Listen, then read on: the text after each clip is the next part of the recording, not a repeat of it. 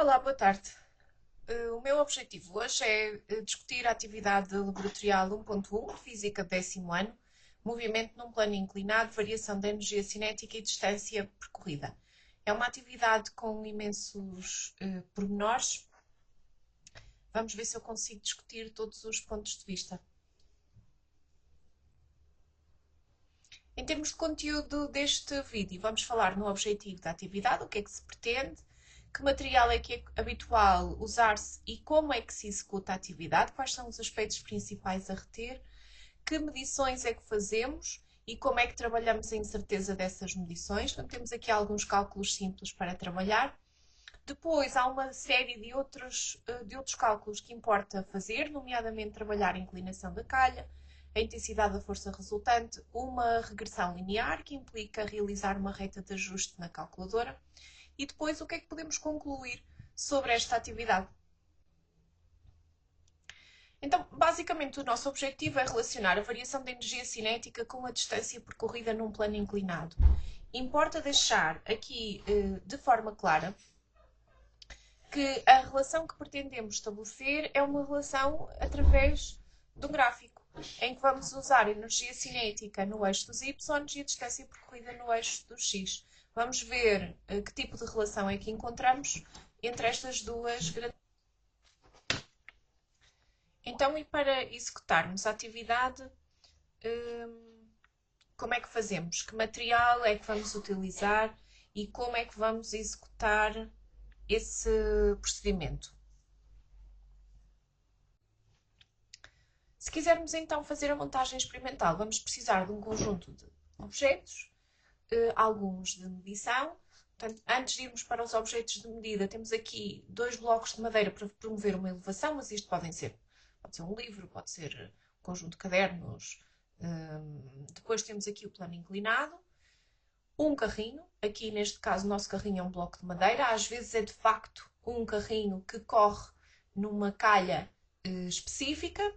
Esse carrinho há de ter aqui um pinozinho, pode ser uma tira de cartolina ou de cartão, pode ser um parafuso, pode ser um prego, com uma determinada largura ou diâmetro. Depois temos uma célula fotoelétrica. A célula fotoelétrica vai nos permitir depois dar informação sobre o tempo. Ela há de estar ligada a uma espécie de um cronómetro digital, que também pode ser um digitímetro, pode ser uma calculadora, pode estar ligada, associada a uma interface que depois liga ao computador. Há N hipóteses. Nos nossos aparelhos de medida, vamos precisar de uma balança. Estes aparelhos normalmente têm indicação do seu alcance, qual é que é o valor mais elevado que podem ler, e a incerteza, que no caso da balança, sendo digital, corresponde à menor divisão da escala.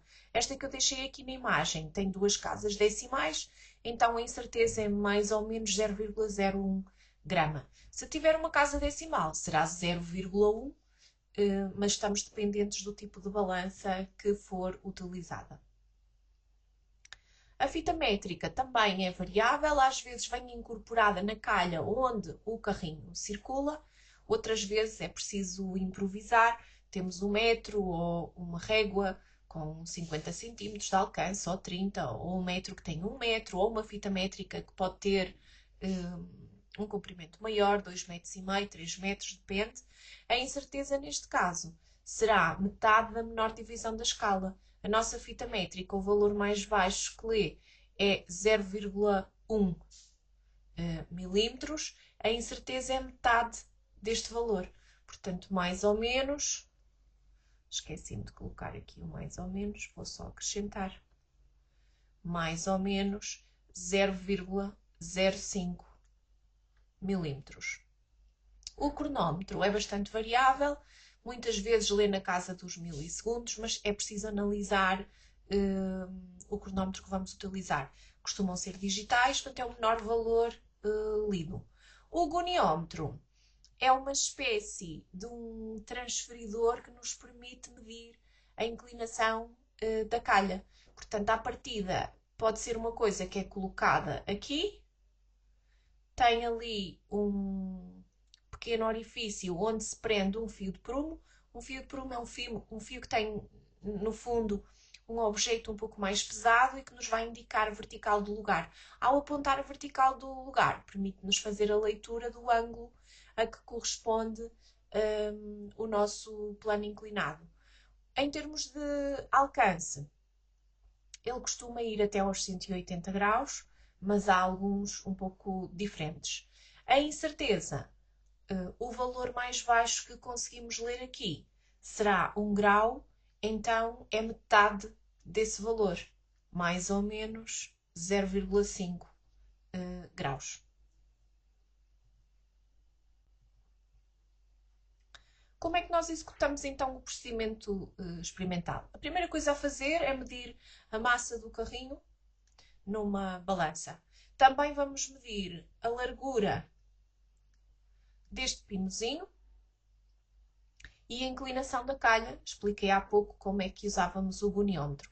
No caso de não termos um goniómetro, podemos trabalhar de outra forma, eu já vou explorar como é que se faz. Depois, o carrinho é posicionado num destes pontos que eu aqui chamei de D1, D2, 3, 4 ou 5. Escolhemos um dos pontos e vamos largar o carrinho pelo menos 3 vezes da mesma posição para obtermos 3 intervalos de tempo de passagem que são medidos com recurso à célula fotoelétrica no nosso cronómetro digital. Ainda em relação à inclinação, nós temos várias hipóteses para a medir, então usamos o goniómetro e fazemos uma leitura direta da inclinação, ou então o que podemos fazer é medir uma distância sobre a calha, a altura correspondente a essa distância e depois podemos calcular a inclinação através do seno do ângulo. O seno do ângulo é o cateto oposto sobre a hipotenusa, tal como eu escrevi aqui assim. E então eu vou substituir o cateto oposto pela altura medida na rampa e a hipotenusa, a distância percorrida sobre a rampa. Às vezes não é fácil fazer esta medida e podemos trabalhar alturas e distâncias diferentes. Por exemplo, eu posso pensar nesta distância aqui, até ao D3, por exemplo, e na altura apenas desde este ponto até ao limite da rampa. O ângulo que eu tiver aqui é exatamente o mesmo que eu tenho aqui na base da rampa, porque estou a usar retas paralelas entre si. Se eu quiser então o ângulo é o seno menos 1 dessa altura que eu vou medir sobre a distância, seja a altura qual for.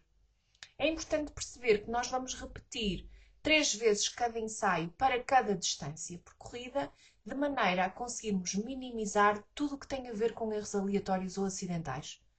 Por outro lado, há aqui questões que são importantes reter, nomeadamente o carrinho deve descer a rampa sempre paralelamente à sua superfície, de maneira a garantir que a distância percorrida é de facto a distância em linha reta entre as posições inicial e final. Porque se ele não for paralelamente, se ele não descer paralelamente à rampa, na realidade a distância percorrida vai ser diferente deste D que nós estamos aqui a ler. Então introduzimos um erro sistemático no nosso trabalho experimental. Um dos objetivos é medir a velocidade com que o carrinho passa aqui na célula fotoelétrica e é precisamente por essa razão que nós precisamos, quando analisamos ali o pino, fazer a leitura da largura desse pino. Essa largura a dividir pelo tempo de passagem que é lido por aqui, lida no cronómetro digital,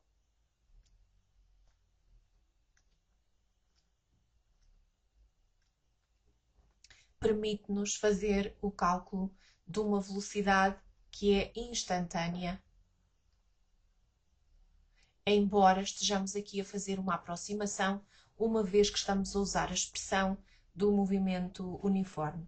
Esta aproximação acaba a ser válida porque este tempo em que o fecho da célula fotoelétrica é interrompido é um intervalo de tempo muito pequenino, é praticamente nulo e por isso é que podemos fazer desta forma. Cuidado que esta velocidade não corresponde à velocidade com que o carrinho avança ao longo da calha. Isso é a velocidade média. E para esse valor eu vou usar a distância total percorrida e o tempo total que o carrinho demora a percorrer essa calha. Agora, essa velocidade média aqui não me diz nada, eu só pretendo saber quanto é que é a velocidade no momento em que o carrinho passa na fotocélula.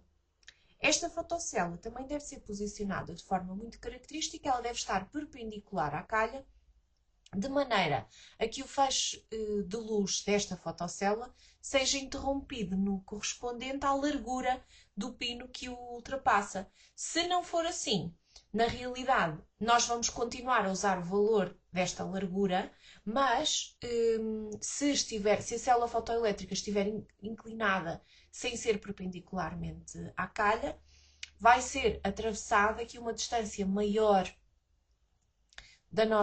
do nosso pinozinho ou da nossa tira de cartão e eu vou ter novamente um erro sistemático associado a todas as determinações.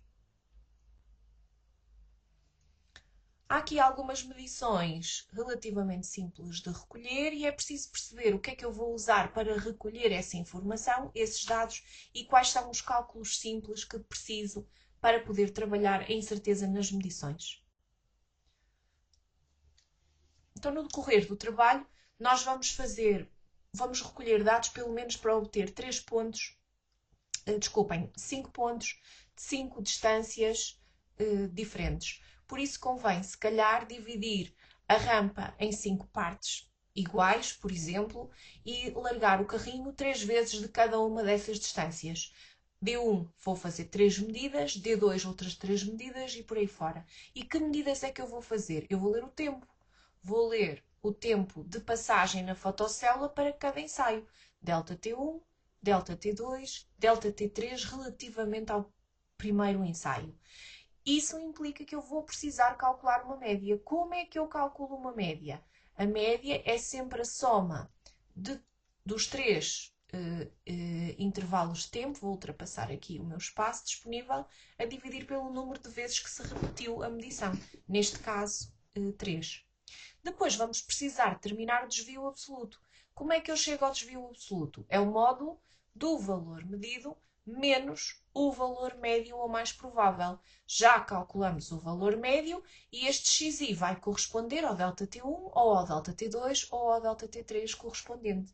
Normalmente estes valores são calculados em módulo porque só nos interessa perceber aqui quanto é que há a quanto corresponde o desvio da nossa determinação relativamente à média. Aparece ainda aqui uma tabela onde nos pedem o desvio absoluto máximo. O desvio absoluto máximo é mesmo o desvio absoluto maior encontrado. Eu vou calcular aqui 3 valores, um para cada medida do ΔT de passagem. Vou escolher o valor. A última coluna desta tabela permite-me escrever o ΔT médio com o desvio percentual. Portanto, eu vou colocar ali qual é que é o valor do ΔT médio mais ou menos o desvio percentual. Convém eu saber calcular o desvio percentual. Como é que eu faço isso? É o desvio absoluto máximo, que já é um valor positivo, a dividir pelo ΔT médio vezes 100 para obter isto em termos percentuais. Portanto, eu depois vou colocar aqui X%, o nosso desvio percentual. Estas tabelas costumam ser solicitadas nesta atividade experimental também como forma de trabalhar as incertezas. Será necessário fazer isto para cada uma das distâncias utilizadas nas medidas. Esta tabela é fácil e rápida de construir quando usamos a função estatística na calculadora. Portanto, na realidade, eu só preciso introduzir na calculadora o nosso conjunto de valores com alguma cautela. Como é que eu faço isto? Normalmente, nós podemos usar para a distância percorrida a lista 1 e eu vou colocar as 5 distâncias. Este valor já convém estar em metros. Eu deixei aqui espaço para depois colocarmos a incerteza. Se isto for medido com a fita métrica, eu vou ter aqui então a metade da menor divisão da escala da fita métrica, portanto o que ela lê no mínimo é 1 milímetro, então eu vou ter aqui mais ou menos 0,5 milímetros. O ΔT, habitualmente fazemos a medida em segundos. E a incerteza vai depender do valor que eu vou ter. É o menor valor lido, tenho que ter aqui um exemplo concreto para trabalhar. O ΔT médio, o intervalo de tempo médio, também se mede em segundos, tal como o desvio absoluto e o desvio absoluto máximo. Na calculadora, se eu vou colocar a distância percorrida na lista 1, os ΔT1s vão para a lista 2, os ΔT2 vão para a lista 3, os ΔT3 vão para a lista 4.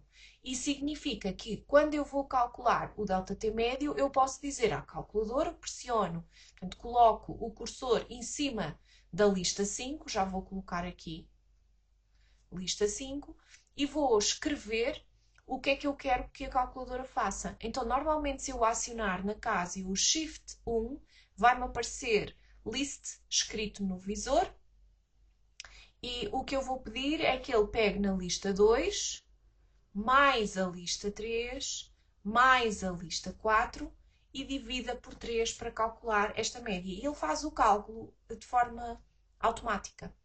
Isso significa que eu também posso colocar na função estatística cada um dos meus desvios. Para eu determinar o desvio, eu só preciso pegar na lista onde eu tenho o tempo, eu vou pôr aqui no L2, vou retirar-lhe o tempo médio, que é o L5, e vou fazer igual. Portanto, com o cursor em cima da lista 6, se calhar é melhor corrigir aqui, porque eu, para obter cada um dos desvios, vou só mudar de cor, vou ter os primeiros valores, assinei aqui a caneta errada, 2 vezes, vou obter sempre os valores na lista 6, na lista 7 e na lista 8. Os da lista 6 são os desvios para as primeiras medidas. Os da lista 7 para as segundas medidas. Os da lista 8 para as terceiras medidas. Com uma situação, eu aqui posso obter um valor positivo ou negativo, porque eu não consigo introduzir a função módulo na parte da estatística da calculadora. Agora, estes valores têm que ser todos positivos. Então, mesmo que me apareça algo negativo, eu tenho que o transformar em valor positivo, porque este cálculo vem da média. Tenho que fazer a mesma coisa nas linhas de baixo. Portanto, eu tenho que pegar na lista 3 e subtrair-lhe a lista 5 e na lista 4 subtrair-lhe a lista 5 outra vez. E isto vai ser dado... Hoje não quer funcionar, pronto. Isto vai ser dado na lista 6, os primeiros valores, na 7, os segundos valores e na 8, os terceiros valores. O desvio absoluto máximo tem que ser feito manual, tendo por base os 3 anteriores, qual é que é o valor mais alto. E, eventualmente, posso calcular na lista 9 o desvio percentual. Se eu disser faz... aliás, tinha que ser lista 9, lista 10 e lista 11. Talvez aqui não compense. Eu estava a pensar que podiam fazer, mas acho que de facto não compensa. É melhor fazerem este à mão, que é mais rápido. E para fazerem à mão, vocês vão escolher o desvio máximo, que está aqui na coluna anterior, e vão dividi-lo pelo tempo médio, multiplicar por 100 para obter este valor em termos percentuais. Esta tabela é um bocadinho chata, mas é fácil depois de trabalhar na função estatística da calculadora. Ver como é que isto se faz na calculadora. Já tenho aqui no ecrã o emulador da Casio, para vocês verem como é que executam isto numa Casio. Temos que abrir aqui o menu para identificar quais são as opções, ver como é que isto se faz na calculadora. Já tenho aqui no ecrã o emulador da Casio, para vocês verem como é que executam isto numa Casio. Temos que abrir aqui o menu para identificar quais são as opções. Vamos usar a estatística. Podem ir lá com o cursor ou clicar na tecla 2. Eu já deixei aqui as minhas listas preenchidas, mas eu vou explicar o que é que tenho em cada uma das listas.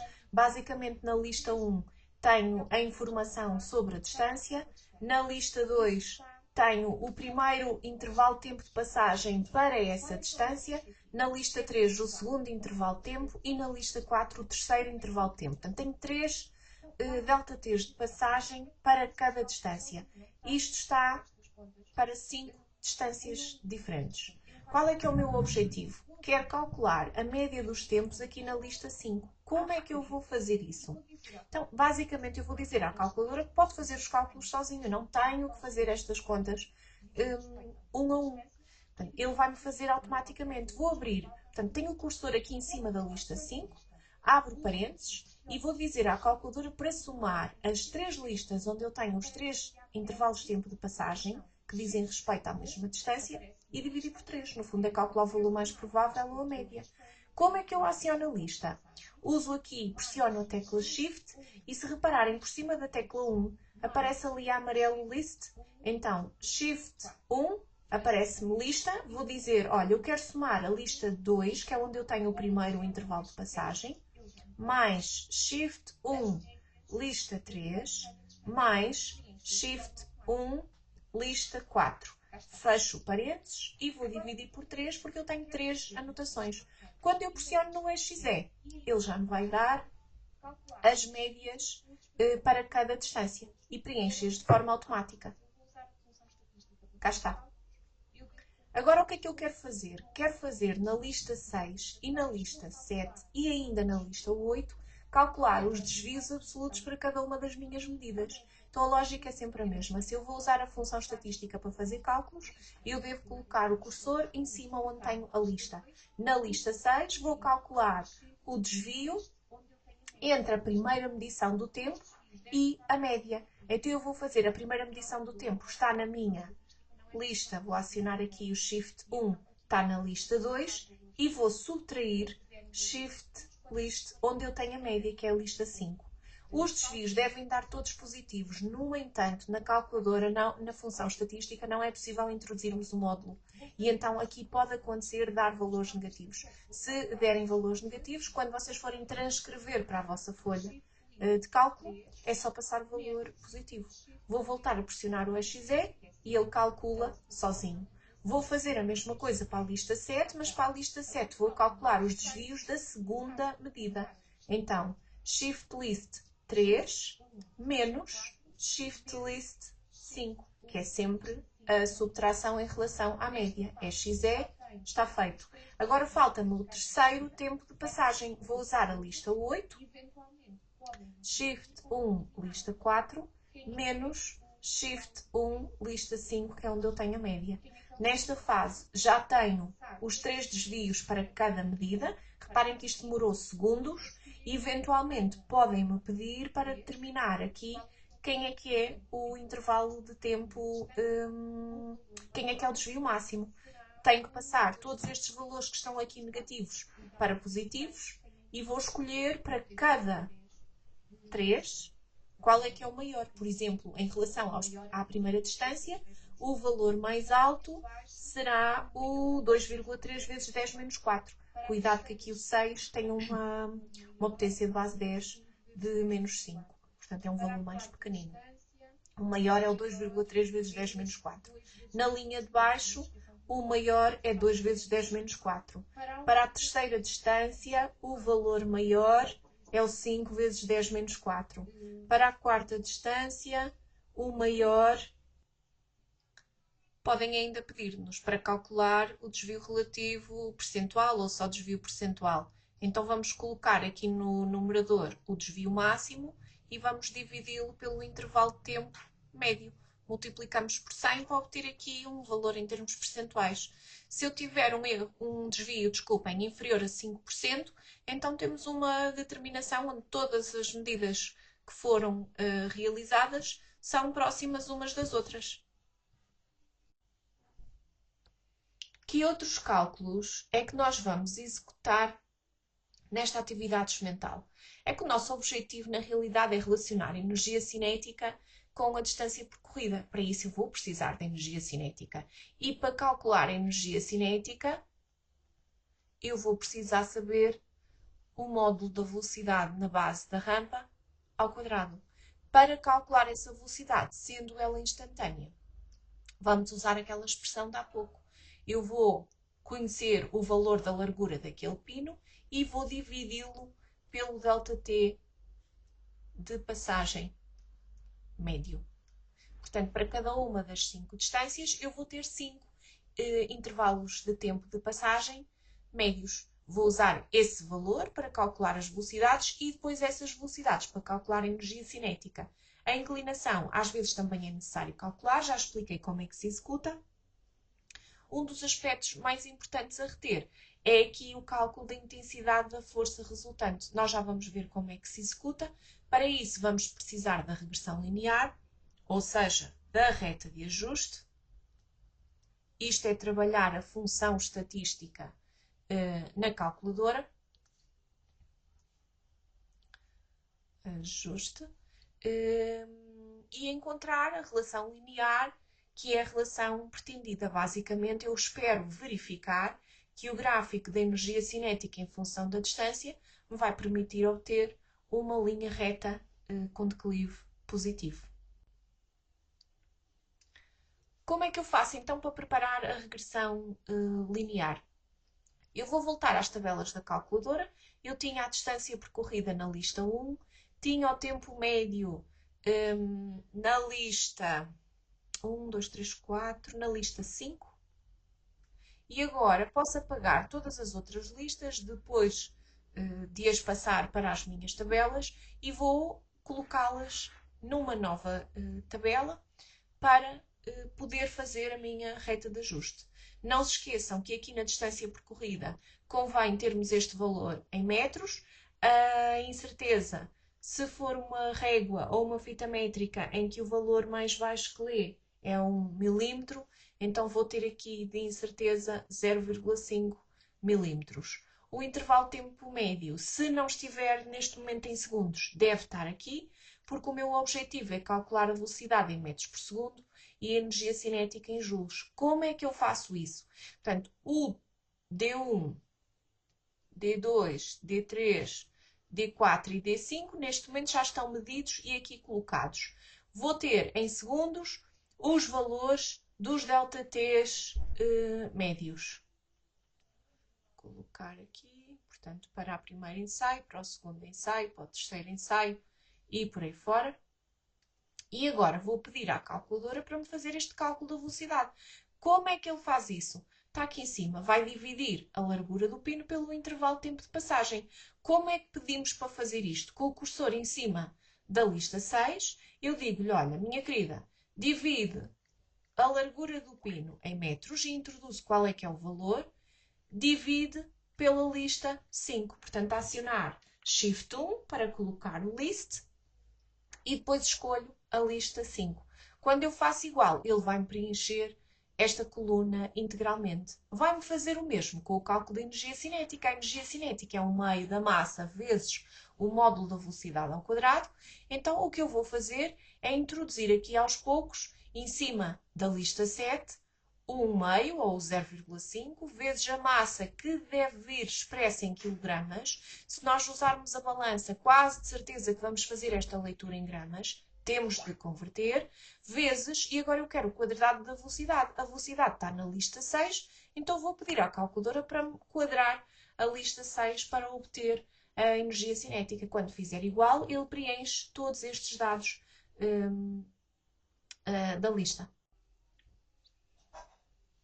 Então, só para finalizar, nós vamos ter na lista 1 a distância, temos na lista 5 o intervalo de tempo médio, na lista 6, 7 e 8 são os desvios, na lista 9 a velocidade, na lista 10 a energia cinética. O que eu quero é aqui na lista 10 a energia cinética e a distância na lista 1, de maneira a poder representar o gráfico da energia cinética em função da distância para obter a minha relação linear e depois interpretar então o significado físico do declive.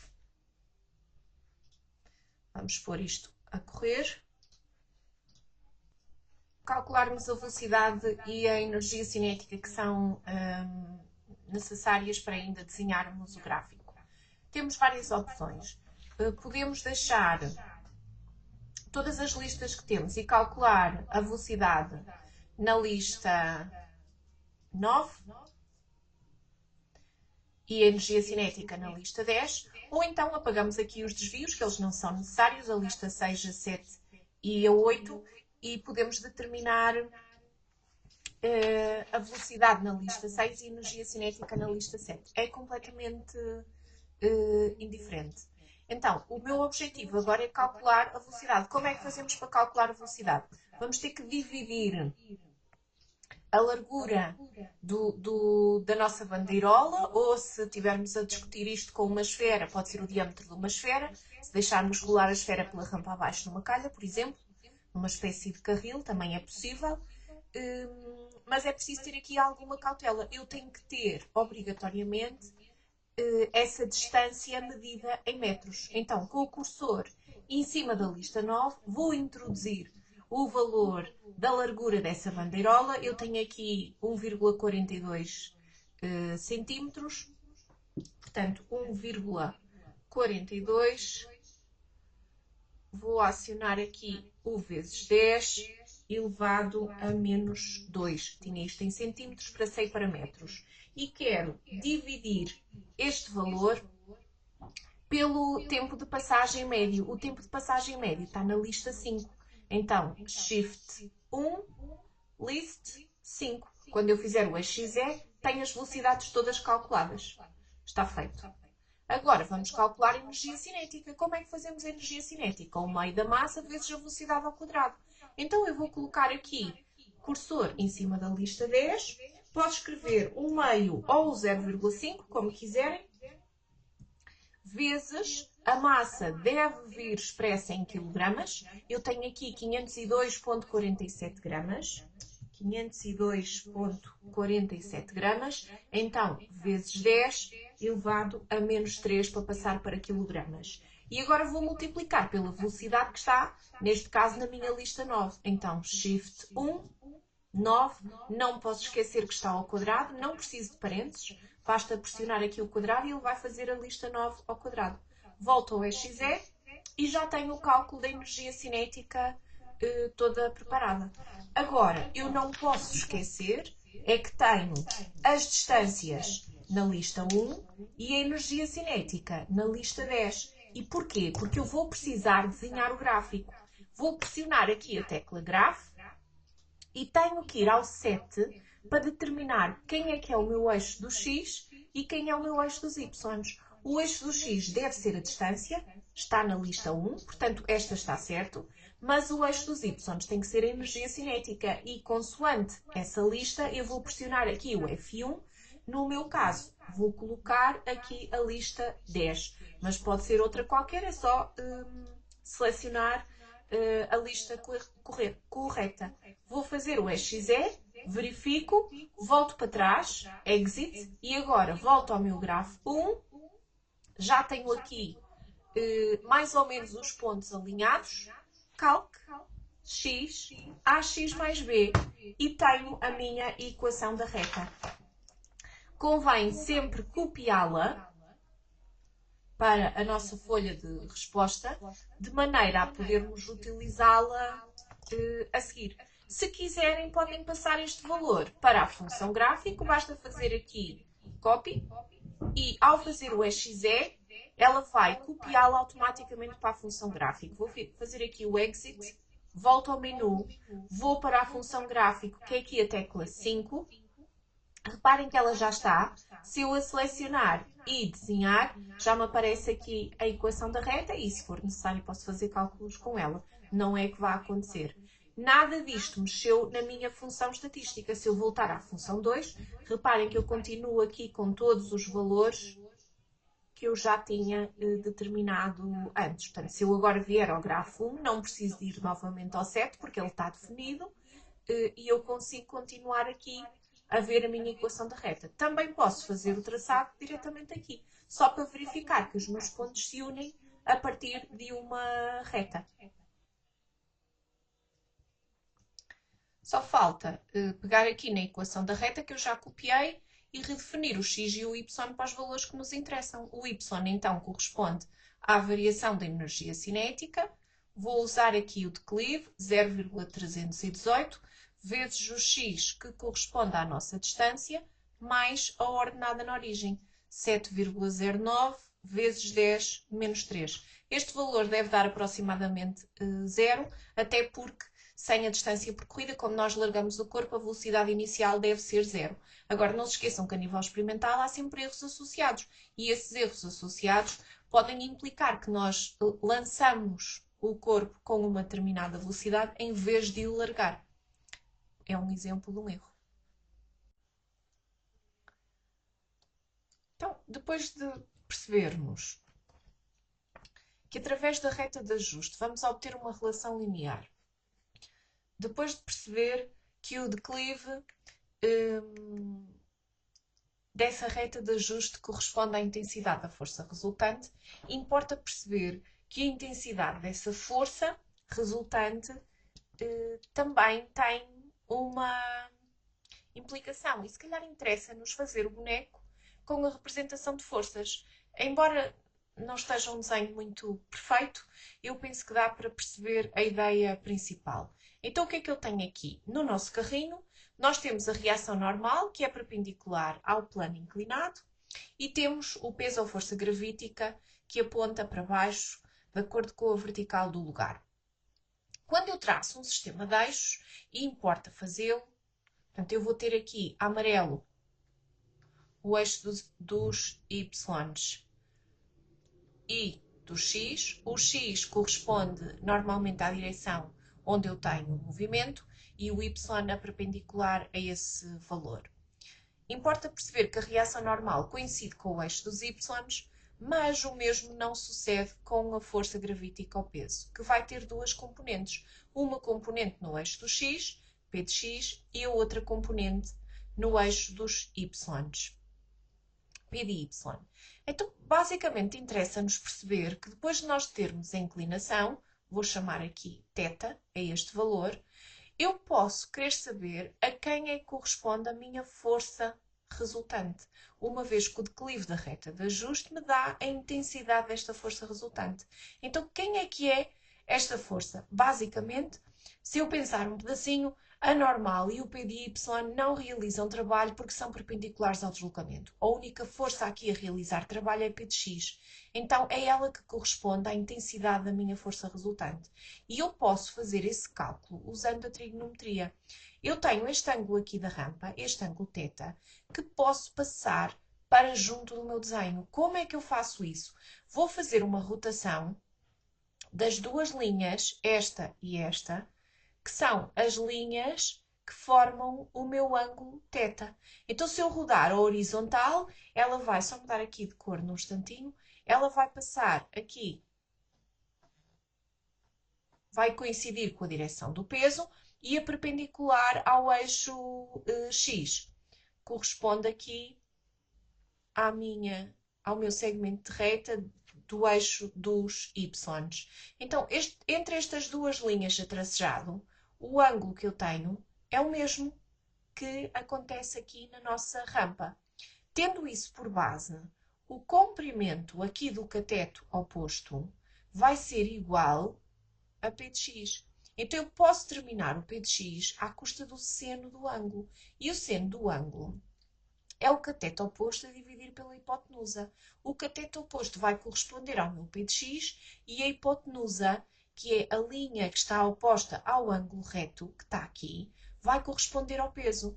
Isto também me diz que eu posso calcular, se eu resolver a expressão em ordem a px, vou mandar o P aqui para o lado esquerdo, P seno de θ, ou se quiserem, o peso é m vezes g e o P de x é m vezes g vezes seno de θ. Então, eu tenho aqui agora, finalmente, a minha intensidade da força resultante, e se eu tiver o valor real da massa do carrinho, se tiver o valor tabulado, e souber o valor real da inclinação da minha rampa, posso determinar a intensidade da resultante das forças sem recorrer à tal regressão linear, embora não seja esse o propósito da nossa atividade experimental.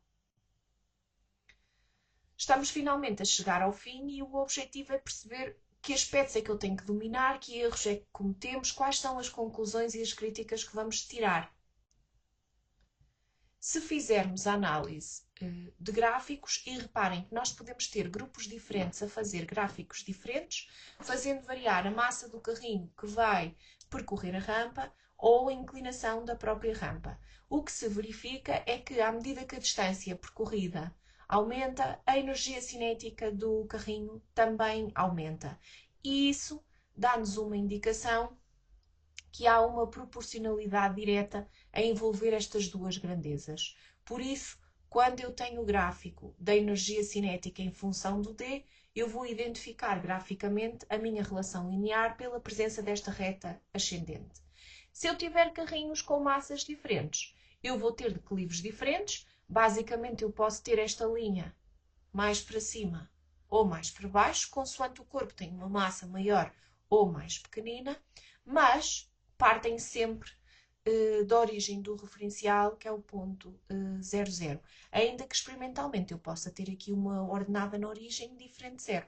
Nessas condições, isso quererá dizer que o carrinho não foi largado, mas na realidade lançado, ainda que a velocidade seja pequenina. Independentemente da massa do carrinho ou da inclinação da rampa, a variação da energia cinética também aumenta com o aumento da distância percorrida, independentemente da inclinação que eu tenho na rampa. Portanto, eu posso ter uma inclinação maior na rampa, gerando um aumento maior da velocidade do carrinho. Mas é só isso. E há aqui uma questão-problema que importa ver resolvida. A questão-problema desta atividade experimental traduz-se num problema que é um veículo que inicialmente está no cimo de uma rampa que é destravado acidentalmente e começa a descer essa rampa. Como é que se relaciona a variação da energia cinética do centro de massa do veículo com a distância percorrida sobre a rampa? Basicamente aqui vocês só têm a dizer que à medida que a distância do centro de massa do carrinho aumenta, a energia cinética também aumenta. Portanto, há uma relação de proporcionalidade direta entre estas duas grandezas. Também aparecem questões, nomeadamente sobre se eu tiver um carro e um caminhão parado no cimo de uma rampa e se acidentalmente eles se destravarem e começarem a descer a rampa, qual será a situação que oferece maior perigo? Também perguntam se o perigo é o mesmo, quer as distâncias percorridas, sejam pequenas ou grandes. Na realidade, quando nós fazemos esta comparação, o caminhão vai sempre apresentar um perigo maior. E porquê? Porque ele tem uma massa maior do que o carro. E quanto maior for a sua massa, maior é a sua energia cinética e por isso é que o impacto é maior. Se eu estiver a pensar nas distâncias percorridas, se eu tenho uma distância maior, também tenho mais perigo, porque eu tenho um aumento mais significativo da energia cinética, com o aumento da velocidade, e a velocidade aumenta à medida que a distância percorrida sobre a rampa também aumenta, maior é a velocidade do corpo, maior é a sua energia cinética, maior é o impacto que terá no caso de uma colisão, por exemplo. Quais são os erros associados a esta atividade? Eu posso classificá-los como aleatórios ou sistemáticos. Basicamente, nós já falamos disto. Os aleatórios resultam, por exemplo, de medições irregulares da inclinação da rampa ou de qualquer medida indireta para calcular a inclinação ou a velocidade.